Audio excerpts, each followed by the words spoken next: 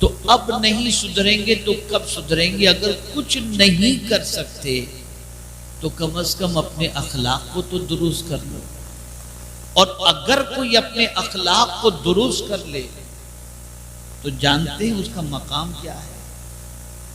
آقا کریم صلی اللہ علیہ وسلم ارشاد فرماتے ہیں تم میں مجھے سب سے زیادہ محبوب اور قیامت کے دن مجھ سے سب سے زیادہ قریب وہ ہوگا جس کے اخلاق سب سے اچھے۔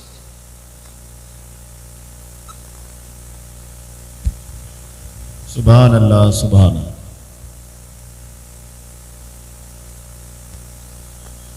اور قیامت میں مجھ سے سب سے زیادہ دور وہ ہوگا جس کے اخلاق خراب ہو۔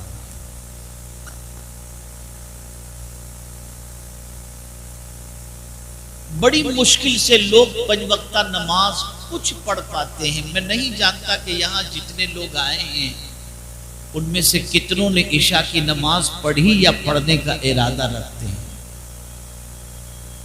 بمشکل تمام لوگ پنج وقتہ نماز پڑھ پاتے ہیں، بمشکل تمام لوگ ماہ رمضان کے روزے رکھ پاتے ہیں، لیکن وہ خوش نصیب جو ہمیشہ روزے سے رہتے ہیں، اور وہ خوش نصیب جو ہر رات اللہ کی بارگاہ میں سرب سجود ہوتے ہیں، قائم اللیل اور صائم النہار۔ ہم سے پیر جمعرات کا روزہ نہیں رکھا جاتا، تہجد کی نماز ادا نہیں کر پاتے، لیکن اللہ کے کچھ بندے ایسے بھی ہیں جو مستقل روزے سے رہتے ہیں اور ہر رات جاگ کر اللہ کی بندگی میں گزارتے ہیں، لیکن ہم جانتے ہیں کہ ہم وہ نہیں کر سکتے۔ تو حضور صلی اللہ علیہ وسلم نے ارشاد فرمایا جس کے اخلاق اچھے ہوں وہ اچھے اخلاق والا اپنے اچھے اخلاق کی بنیاد پر قائم اللیل اور صائم النہار کے درجے تک پہنچ جاتا ہے۔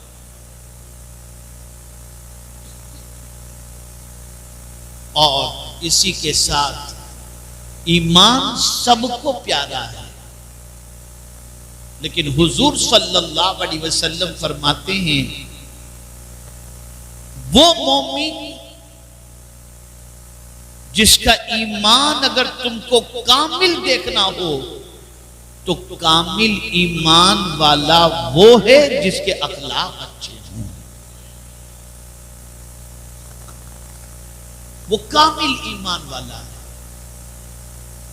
میں ایک چھوٹا سا سوال پوچھتا ہوں، میں محسوس کر رہا ہوں ہمارے کچھ بھائی یہ سمجھتے ہیں کہ فون پہ بات کرنا، اشارے بازی کرنا، الگ سے کھڑے رہ کر کے گفتگو کرنا، یہ ساری چیزیں ہمارے لیے بالکل ضروری ہیں۔ اگر ہم نہیں کریں گے تو ہمارا پریزنس نہیں سمجھ میں آئے گا۔ تو حقیقت یہ ہے کہ کوئی بھی باہر کا انسان آپ کی اس حرکت کو دیکھ کر کبھی آپ کو اچھا مسلمان تو تصور نہیں کر سکتا۔ جو نبی کی باتوں کو اہمیت نہ دیتا ہو اور اپنی باتوں کو اہمیت دیتا ہو، بھلا وہ اچھا انسان کیسے ہو سکتا ہے؟ اب دو باتیں ذہن میں محفوظ کر لیں اور پھر میں اپنی گفتگو کو ختم کرتا ہوں۔ پہلی بات، اخلاق کسے کہتے ہیں؟ خلق اور خلق دونوں کا مادہ ایک ہے۔ خلق اور خلق یا خلق دونوں کا مادہ ایک ہے۔ خلق کہتے ہیں جو نظر آئے،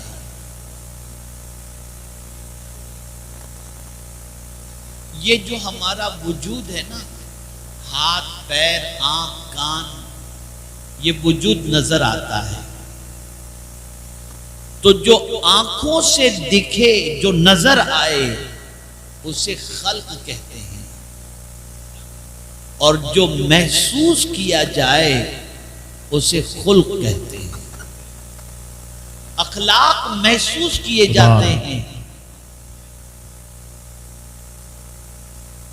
ایک مرتبہ درود شریف پڑھ لیں۔ اللهم صل على اللهم صل على سيدنا مولانا محمد معدن الجود والکرم وآلہ وصحبہ وبارک وسلم۔ اخلاق محسوس کیے جاتے ہیں۔ کسی کا مسکرا کر ملنا، کسی کا نرم لب و لہجے میں گفتگو کرنا، کسی کا جو ہے اچھے انداز سے چلنا، یہ ساری چیزیں جو ہے وہ محسوس کی جاتی ہیں۔ تو اخلاق محسوس کیے جاتے ہیں، اور یہ بات یاد رکھنا کہ خلق کا اثر آنکھ قبول کرتا ہے، آنکھ قبول کرتی ہے، اور خلق کا اثر دل قبول کرتا ہے۔ جس کے اخلاق اچھے ہوں اس کی محبت اللہ دل میں پیدا فرماتا ہے۔ رسول اعظم صلی اللہ علیہ وسلم کے اخلاق اتنے عظیم تھے، اتنے اونچے تھے کہ اللہ رب العزت جل جلالہ نے فرمایا وَإِنَّكَ لَعَلَىٰ خُلُقٍ عَظِيمٍ۔ اللہ کے رسول صلی اللہ علیہ وسلم کے اخلاق کی تعریف خود رب قدیر جل جلالہ نے فرمائی۔ اگر کوئی سید صاحب کے اخلاق کی تعریف کرے تو پھر بھی وہ انسان ہے، کوئی مولانا رضا جامی ازہری صاحب کے اخلاق کی تعریف کرے تو پھر بھی وہ کوئی انسان ہی تعریف کرے گا۔ اور اسی طریقے سے مولانا یامین صاحب اور دیگر علماء جتنے یہاں پر موجود ہیں، ان کی کوئی اگر تعریف کرے تو ہو سکتا ہے محبت میں، غلو میں، عقیدت میں کسی وجہ سے وہ کرتا ہو، لیکن اللہ اگر کسی کی تعریف کرتا ہو اخلاق کی تو میرے رب کی شان یہ ہے وَمَنْ أَصْدَقُ مِنَ اللَّهِ قِيلًا۔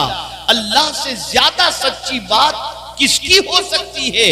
تو مولا حضور کے اخلاق کی تعریف کرتا ہے اور فرماتا ہے وَإِنَّكَ لَعَلَىٰ خُلُقٍ عَظِيمٍ۔ لیکن اس کے باوجود بس یہ عرض کر کے میں اپنی گفتگو ختم کرتا ہوں، آپ لوگوں کو گنہگار نہیں کرنا چاہتا، میں بس اتنی سی بات کر کے اپنی گفتگو ختم کرتا ہوں۔ جس حضور کے اخلاق اتنے عظیم کہ اللہ ان کے اخلاق کی تعریف کرے، وہ کیا کرتے تھے؟ وہ جب آئینہ دیکھتے تھے، آپ اور ہم دیکھتے ہیں تو مونچھیں تو نہیں بڑھ گئی، بال ادھر تو نہیں بکھر گئے، رنگ کالا تو نہیں ہو گیا، ہیئر اسٹائل تو صحیح ہے، امامہ صحیح بندھا ہوا ہے، کرتا صحیح۔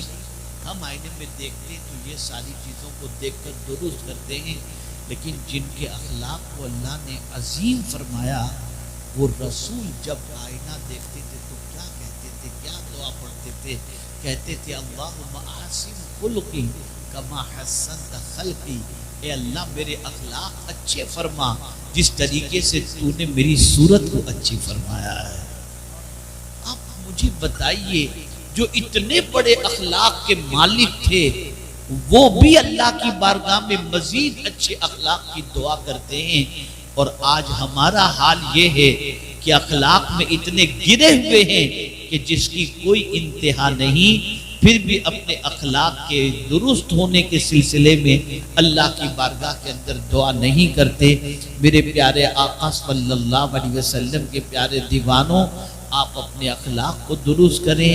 جہاں علم کی ضرورت ہے وہیں اخلاق کی بھی ضرورت ہے، اور یہ بات اچھی طریقے سے یاد رکھیں، ماں باپ کی طرف سے اولاد کے لیے سب سے بڑا تحفہ اچھے اخلاق ہیں، اچھے آداب ہیں، اور میں سمجھتا ہوں آج کے ماں باپ اس پر توجہ نہیں دیتے۔ اللہ کرے کہ سرکار صلی اللہ علیہ وسلم کے صدقہ و توفیل ہماری قوم اپنے اخلاق کو درست کرنے کی کوشش کرے، اور یہ بات یاد رکھیں جس بے ادبی کا مظاہرہ آپ اس محفل کے اندر کر رہے ہیں نا، شاید آپ کو معلوم نہیں کہ آپ اپنے رب کے غضب کو بھی دعوت دیتے ہیں اور رسول کی ناراضگی کو بھی دعوت دیتے ہیں۔ کتنے تعجب کی بات ہے کہ بات اللہ اور اس کے رسول کی جائے لیکن آپ کی توجہ بھی نہ ہو، آپ اہمیت بھی نہ دو، آپ اپنے میں مست رہو۔ اگر ایسا مزاج آپ نے رکھا تو پھر آپ تشریف کیوں لائے؟ کسی بھی دینی محفل میں جاؤ تو پوری توجہ کے ساتھ اللہ اور اس کے رسول کے ذکر پاک کو سماعت کیا کرو، اس لیے کہ اللہ اور اس کے رسول کی باتوں سے بڑھ کر کسی کی بات نہیں ہو سکتی، اور اللہ اور اس کے رسول سے زیادہ ہمارا بھلا چاہنے والا کوئی دوسرا ہے بھی نہیں۔ تو اپنے اخلاق کو درست کرو، اپنی عادتوں کو درست کرو، علم بھی حاصل کرو، نماز کی پابندی بھی کرو، اور یاد رکھیں اخلاق کے سلسلے میں دو چیزیں بہت اہم ہیں، ایک ہے زبان اور ایک ہے دل۔ آپ یاد رکھیں اللہ نے ان دونوں کو نرم بنایا ہے، دونوں میں ہڈی نہیں رکھی، اس لیے وہ بندہ بہت خوش نصیب ہے جس کا دل بھی نرم ہو اور جس کا لب و لہجہ بھی نرم ہو۔ اللہ نے دونوں میں ہڈی نہیں رکھی تاکہ بندہ نرمی سے گفتگو بھی کرے اور اپنے دل میں لوگوں کے لیے نرمی بھی رکھے، اس لیے کہ حضور صلی اللہ علیہ وسلم کے اخلاق میں یہ بہت بڑا سرکار کا خلق تھا کہ رسول رحمت صلی اللہ علیہ وسلم لوگوں کے لیے نرم دل تھے۔ اللہ کرے کہ میری یہ مختصر سی گفتگو کسی صاحب دل کے اندر اتر جائے اور وہ اپنی زندگی کو سنوارنے کی کوشش کرے۔ انہی کلمات خیر پر میں اپنی گفتگو کو ختم کرتا ہوں۔ وَمَا عَلَيْنَا إِلَّا الْبَلَاغُ الْمُبِينُ۔ السلام علیکم ورحمۃ اللہ۔